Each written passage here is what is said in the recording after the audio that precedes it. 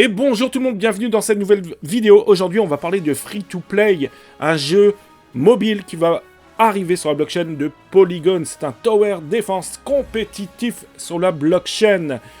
Donc, on va voir ça en vidéo. Je vais détailler ce projet-là qui va bientôt arriver, qui me paraît d'être un très très bon projet. Alors oui, il y a eu déjà une multitude de jeux qui ont été sur la blockchain. On s'en souvient des click-to-earn, des play-to-earn, etc. Mais celui-ci sera vraiment différent des autres dans la mesure où ce sera du free-to-play et que si jamais vous voulez aller plus loin dans le jeu et avancer dans le jeu et être compétitif, là vous aurez la possibilité d'acheter des NFT. On va détailler ce jeu en détail dans cette vidéo.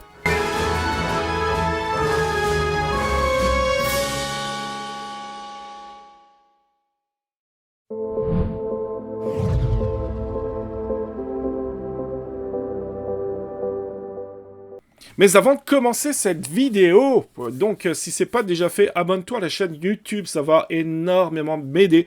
Et très sincèrement, je te dis un grand merci. Like la vidéo aussi, et puis mets-moi en commentaire à savoir ce que tu penses de ce genre de jeu. Personnellement, je suis assez séduit par ce jeu, donc je vais regarder ça de très près. Après, petite parenthèse, c'est toujours à vous et à vous seul de faire vos propres analyses. Je ne suis pas un conseiller en finance ou quoi que ce soit, je suis juste là pour vous présenter des projets. Mais celui-ci, ça va être un free-to-play, les amis. Alors c'est parti, on y va. Ce jeu va s'appeler Anazir. C'est le premier tower defense compétitif sur la blockchain, fait par le studio Trivision. Il faut savoir qu'ils n'ont pas encore fait de marketing, donc naturellement, ça attire déjà beaucoup de personnes. On verra leur Twitter dans un instant dans cette vidéo. Donc ça séduit déjà beaucoup de monde, surtout sur le site Play-to-Earn. Il est déjà très bien positionné. Le jeu Anazir. Le gameplay, donc iOS et Android. Donc vous aurez la possibilité de jouer aussi sur l'ordinateur. Stratégie et tower defense.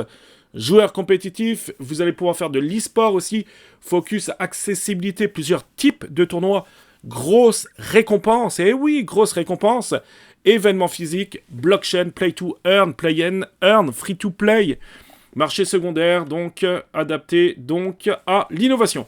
Au niveau de la team de Trivision, vous avez Alexandre Pourgavami, vous avez Zaki Moussous, etc. Donc allez voir les différentes fiches qu'ils ont si vous voulez. Ils ont quand même pas mal d'expérience dans le gaming et dans la blockchain au passage. Au niveau, donc ça c'était l'équipe de Trivision. Au niveau de l'équipe, pareil. Donc voilà, il y a quand même pas mal de monde. Idem, allez faire vos propres recherches. Vous pouvez cliquer sur leur LinkedIn à chaque fois.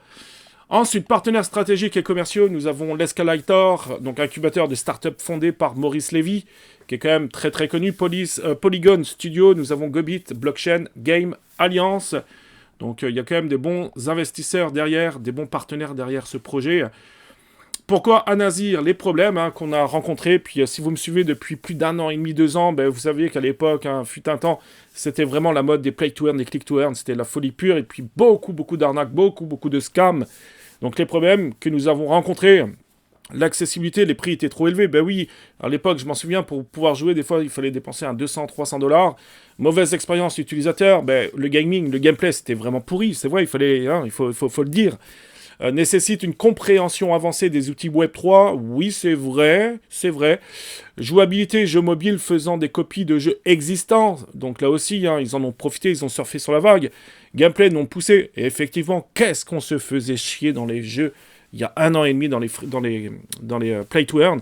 Mécanique se concentrant uniquement sur les récompenses et non sur l'expérience du jeu. Exactement, propriété. Les jeux mobiles traditionnels ne permettent pas aux joueurs d'être propriétaires de leurs propres récompenses. Je dirais que ça va être de plus en plus le cas. Les jeux, les studios vont de plus en plus se tourner sur le Web3. En tout cas, ça reste mon avis. Surtout quand il y a une addiction, quand les joueurs sont vraiment addicts au jeu, ils sont prêts, à mon sens, à dépenser beaucoup d'argent, ou du moins de l'argent pour s'acquérir des items du jeu et être ainsi de plus en plus fort. Donc les solutions, c'est un gameplay innovant. Des mécaniques de jeu dynamiques pour rendre le style Tower Defense ludique en plus de stratégique. Un jeu accessible pour tous. Suppression des barrières d'achat présentes dans la plupart des autres Play-to-Earn. Nouveau type de récompense. La technologie blockchain redéfinit les achats intégrés en le transformant de simples consommables en des investissements avec une existence et une durée de vie. pas de pay to win, pardon. Anazir est équilibré, donc payez pour customiser votre apparence, mais pas pour gagner. Donc c'est ce que je disais, ça sera aussi un free-to-play. Par contre, vous pourrez acquérir des personnages parce que voilà, vous aimez le jeu, etc. La stratégie au goût du jour. Un objectif simple, défendez votre base et détruisez celle de votre adversaire. Donc là, je présume qu'il y a deux bases. Une base ici, une base ici. Vous aurez plusieurs personnages avec un héros. À vous de mettre en place une bonne stratégie. Et ensuite, vos personnages vont se déplacer sur cette petite route, ou alors ici, hein, deux passages possibles, je pense. Et puis, ça va être à vous de mettre les bonnes personnes au bon endroit pour essayer de vaincre la base adverse. Easy to learn. Une partie dure un maximum de 5 minutes, pas plus. 2 joueurs se constituent une armée avec un héros NFT et des golems. Les golems, c'est ce que vous voyez ici, c'est les petits personnages que vous voyez ici. Et là, c'est le héros. Donc, vous avez un héros ici.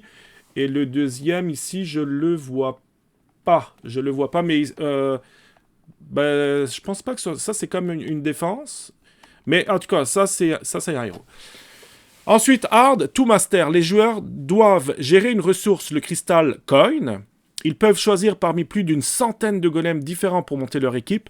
Les héros NFT disposent de puissants sorts pour retourner le cours de la partie. Donc, défense, attaque. Donc ça, c'est plutôt cool. La petite bande-annonce, je vous l'ai mise en introduction de cette vidéo. Et comme je le disais, ils n'ont pas encore fait de marketing. Donc, mais naturellement, il commence à avoir quand même de plus en plus de personnes qui ont rejoint soit leur Discord ou soit leur Twitter. Donc ça, c'est plutôt... voilà, il y a quand même, on sent qu'il y a une certaine hype derrière ce projet et une certaine attente derrière ce projet aussi. Ensuite, au niveau de la tokenomics, alors là, c'est la tokenomics, il va y avoir des tokens, je crois qu'il y en aura 2 tokens, un token du jeu puis un token de gouvernance. On voit que c'est quand même assez bien réparti hein, au niveau de la supply, il y a une supply totale de 500 millions de tokens. Au niveau de la team, on parle de 11,5%, les advisors 1%, ensuite vous avez différentes ventes de tokens, la Pre-Seed, la Seed, la Private, la Public, les rewards, les récompenses, il y aura aussi sans doute du staking, etc. Donc c'est quand même très bien réparti, je trouve, surtout qu'il y a du vesting. Il y a du cliff aussi, donc du vesting. Hein, le vesting, c'est tout ce qui est bloqué, donc une attente avant de pouvoir vendre le token. Et ici, vous avez le price du token lors des différentes ventes du seed, private, pre-seed et public. Donc on voit qu'on part à partir de 0,008 € le token. Voilà ce qu'on pouvait dire donc rapidement pour cette petite courte présentation. Maintenant, ce que nous allons faire comme d'habitude, on va aller voir du côté du Discord et du Twitter. Alors maintenant, ce qu'on va faire, on va se prendre un petit 5 minutes maximum. On va regarder un peu le white paper. C'est quand même important pour moi de regarder un petit peu ce qui va se passer. Donc là, il vous explique dans le white paper qu'est-ce que c'est vraiment. Donc là, bon, on va passer, hein, mais il vous explique un petit peu l'histoire de Anazir. Web3 a pris le relais seller des bons jeux, donc je pense que c'est vrai aussi, puisqu'il y a eu un très fort écrémage hein, qui s'est fait. Au niveau de la mission, donc, nous voulons que tous les joueurs puissent créer de la valeur à partir des efforts dans le jeu grâce aux NFT. Nous voulons créer une communauté grandissante et bienveillante autour d'un jeu avec une croissance similaire, etc. Je vous laisserai lire tout ça. On va juste passer aux onglets, je dirais, un peu plus importants. Les principales fonctionnalités d'Anazir, le renouvellement et l'amélioration d'un style de jeu bien connu, Tower Defense, des mécanismes de jeu plus dynamiques pour rendre le style Tower Defense amusant et stratégique. Donc voilà, pas de paiement pour gagner, beaucoup de golems pour vous permettre de construire une stratégie unique, place du marché interne, pas de création de portefeuille.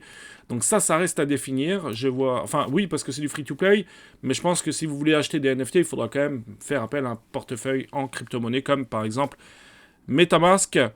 Mais ce sera bien un free-to-play, donc ça c'est quand même important. Création de deck, donc vous pourrez construire votre deck, hein, c'est-à-dire avec vos différents personnages par rapport à votre stratégie, etc.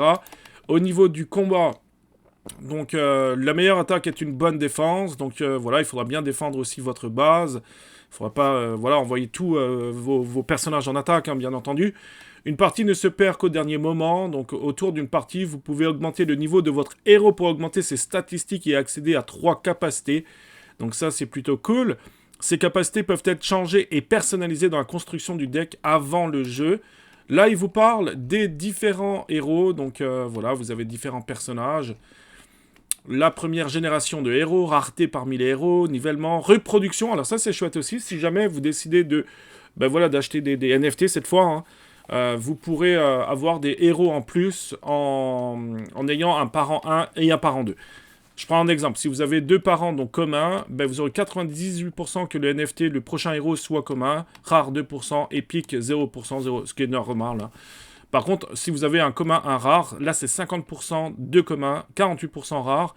Et si vous avez par exemple deux rares, c'est 0% commun, 98% rare, etc. Puis on continue, rare épique, rare légendaire, épique légendaire et légendaire légendaire. Ben là vous aurez que du 100% légendaire. Donc ça c'est plutôt cool aussi.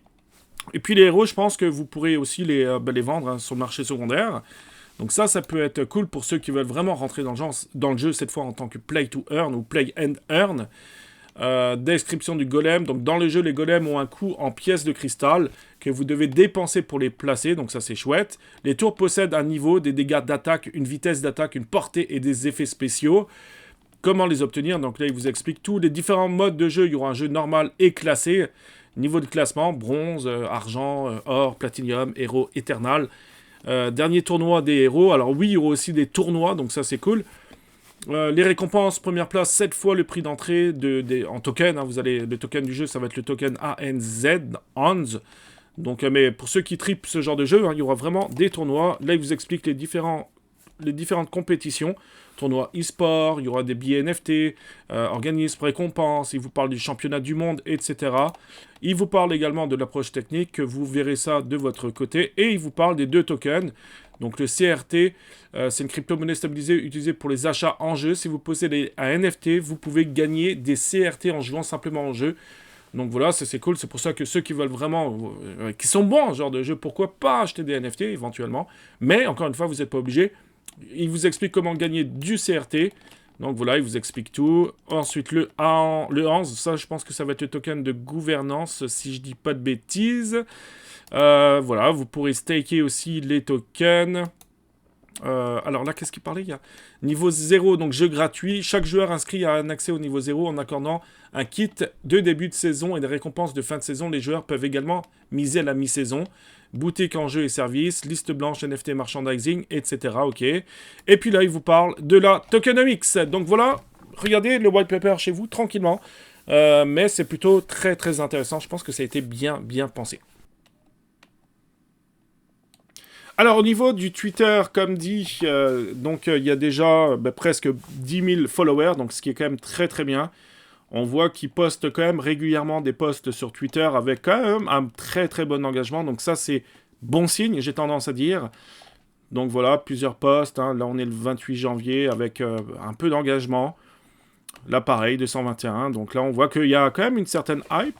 Maintenant on va aller voir du côté du Discord. Je suis même pas encore d'ailleurs sur le Discord, donc on va le découvrir ensemble. Au niveau du Discord, comment ça se passe? Donc là aussi, alors il y a 3621 membres, 792 en ligne. Il faudrait voir les données plus tard, voir s'il y a de l'engouement, voir si ça regroupe de plus en plus de personnes. Mais ça me paraît d'être un bon projet. Donc voilà, welcome, verify. Donc là, on vérifie à chaque fois. Hein. Hop, j'ai lu et j'ai accepté. Yes, good. Hop, on accepte tout. On voit qu'il y a quand même pas mal de communautés asiatiques, européennes, etc. Et au niveau des announcements, pareil, donc je pense qu'ils communiquent quand même assez souvent. Là, on a un message qui date du 20 janvier. Le dernier, le 20 janvier, on est le 30 janvier, donc ça fait 10 jours. Donc ça aussi, c'est plutôt bon signe. J'ai tendance à dire que ce projet me paraît bien. Donc si jamais vous aimez ce genre de jeu, et puis ça va être aussi, je répète, du free-to-play, donc vous pourrez jouer gratuitement. Mais après, c'est sûr que si vous voulez aller de plus en plus loin dans la partie ou avoir des personnages à vous, là, voilà, vous n'aurez pas le choix que d'acquérir des NFT.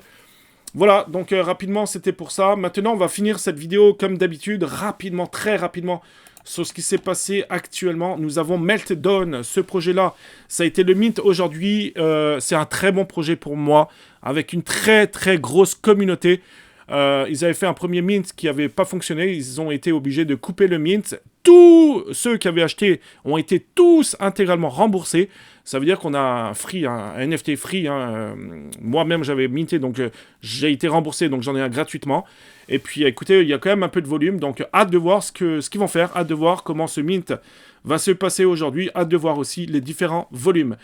Et je sais que j'ai eu beaucoup de demandes aussi par rapport à Toshiz. Donc Toshiz, pareil, ça a été minté à 0.035 il n'y a pas longtemps. C'était la folie pure, hein. Je veux dire, c'était très difficile. C'était sold out en 2 minutes. C'était très difficile d'en acquérir un. Donc il y a un petit range. Là, on voit que ça a un petit peu baissé. Mais par contre, la bonne nouvelle, c'est que si jamais vous avez acquis un Toshiz, moi j'en ai pris un deuxième à 0.16. Hein, c'est pour vous dire que je crois quand même personnellement à ce projet. C'est que vous, et si vous ne les listez pas, ben, vous aurez des récompenses. Donc pour tous ceux qui ont des Toshiz et qui les listent pas, il y aura des récompenses. Un peu comme Cubes ont fait, puisqu'il y a Kugs, qui est forcément dans la team, mais qui est comme il fait partie d'une liste honoraire. Donc c'est quand même chouette. Il fait partie indirectement du projet. Il le suit de loin. Donc ça, c'est une bonne stratégie. Donc pour tous ceux qui en ont et qui ne les listent pas, ils vont être récompensés.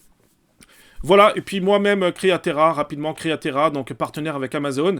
Donc là aussi, on est dans un range à 1.5, donc c'est plutôt cool et encourageant.